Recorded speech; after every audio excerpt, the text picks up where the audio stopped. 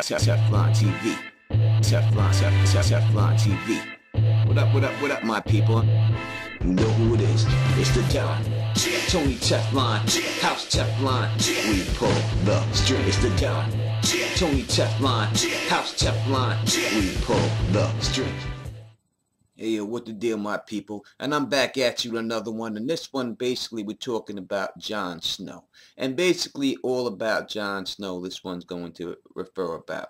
Now, so, since Jon, as we know, Jon Snow is a bastard, we know that Jon Snow has no sigil of his own. And I believe that he needs one.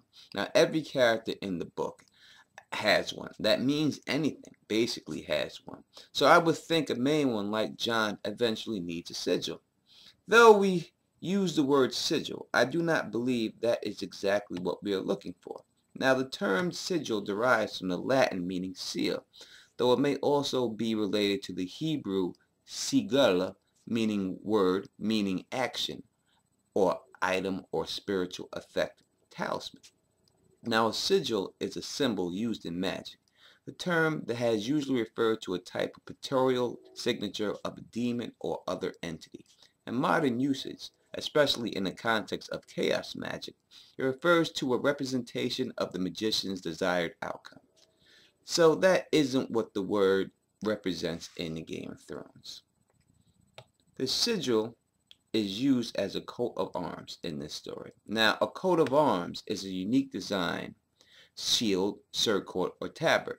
A surcoat was used by the medieval knights to cover, protect, and identify the wearer. Thus, these were sometimes called coat armory. The coat of arms forged the central element of achievements, which consists of shield, supporters, crest, and motto. The design is a symbol unique to the individual, person, or family, and is passed on through these families over the generations. So, coat of arms are still in use today. Now, Michael Middleton, the father of Kate, had one made for his family before April 29th wedding.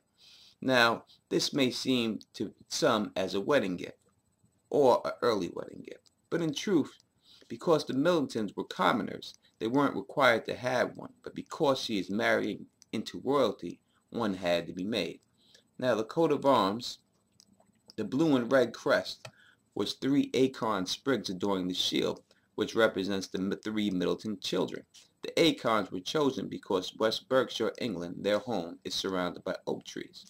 And the oak tree is also a traditional symbol of England and strength. A gold chevron cuts through the middle, representing Kate's mother, whose maiden name was Goldsmith. So we see, even in our modern world, that this is still important. So that brings me back to, what is Jon Snow's sigil or coat of arms? What would it be? And I think we can find that answer in Game of Thrones. Now, after Daenerys eats the horse heart at Vaester Thrak, a crone of the Dash Karin proclaims, "As swift as the wind he rides, and behind him his khalasar covers the earth. Men without number, with arcs shining in their hands like blades of razor grass. Fierce as a storm this prince will be. His enemies will tremble before him, and their wives will weep tears of blood and render their flesh in grief. The bells in his hair will sing his coming, and the milkmen in the stone tents will fear his name. The prince is riding, and he shall be the stallion who mounts the world." Now, however, Rhaego dies in the womb before any part of this prophecy could actually be fulfilled. And Mirror Master then says after that, "The stallion who mounts the world will burn no cities to the ground now. His khalasar shall trample no nations into dust." So from this we see that she did believe that this is what was going to happen, and which she did what she had to do to stop this from happening. And it seems that she was right, because in the House of the Undying, we see what could have been his future. A tall lord with copper skin and silver gold hair beneath his banner of a fiery stallion with a burning city in the background. Now, this appears to be Rhaego, and his banner, because the people of that area carry banners more than wear sigils, is a fiery stallion. So it's safe to assume he got the fire part from his mother, Daenerys, and the stallion from his father, Khal Drogo. Now we also see this kind of when we see Stannis, who isn't married to Mel, but he took the Lord of Light as part of his sigil. So he has the Baratheon crowned stag as his sigil, with the fiery heart of R'hllor, or we can say Melisandre, wrapped around us. Again, the male line is the animal, and the female line is the element. We also see this kind of with Blackfish Tully, his father's fish or family, whatever you wish to say, and his preferred color, black. So the pattern seems to be the father's symbol, the mother or second person, in Blackfish's case, because his own is black, is used to decorate. Now, that being said, Jon's father is Rhaegar. I know a lot of people want to say he's twins with Dany, even though it clearly says he's 9 months older. And she was born at sea during a storm in front of people, and her mom died during it. Even though we have all that, people will still try to challenge the facts, or say that Ashura Dane had something to do with Jon's birth. Now, if you ask me, if you stare at a cloud long enough, you will see anything you want to see. So I'm not going to argue that point right now. No, I really don't think it's a point to argue.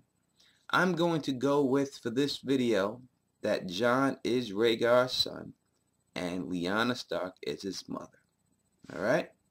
So, if we combine the sigil the way the story has, Jon's sigil would be his father's dragon and his mother's ice, thus making his sigil or coat of arms a ice dragon, making Jon the ice dragon himself. Now, believe me, I think a flaming wolf would look hot. But if we're going to go on the patterns that we see repeat itself in the books, and not what I personally want to see, the only thing it could be is an ice dragon. Now, I know that I will get this next question, so I will just answer this question for you before it is even asked. And the question will probably go something like this. It doesn't really matter, Don. Jon's a bastard, and he can't wear his father's sigil because he's a bastard. Alright? Now to that, I must say this.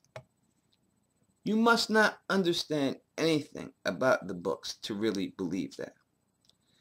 Jon's story from the beginning is he's a bastard. That is what we know about him. Everyone calls him bastard.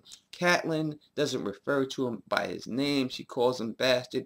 He goes to the wall. He's referred to as bastard. In the Pink Letter, he's referred to as bastard. Jon is established from the beginning of the books of being a bastard. His arc isn't going to be he's not just a bastard, he's a great bastard. Or he's a royal bastard. That's not going to what it's going to be. Alright? What it's going to be is he was never a bastard at all.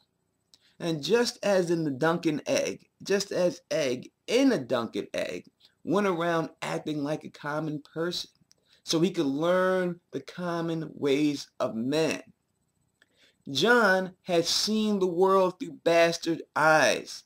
Knows what it's like to be looked down upon, know what it's like to be spit on.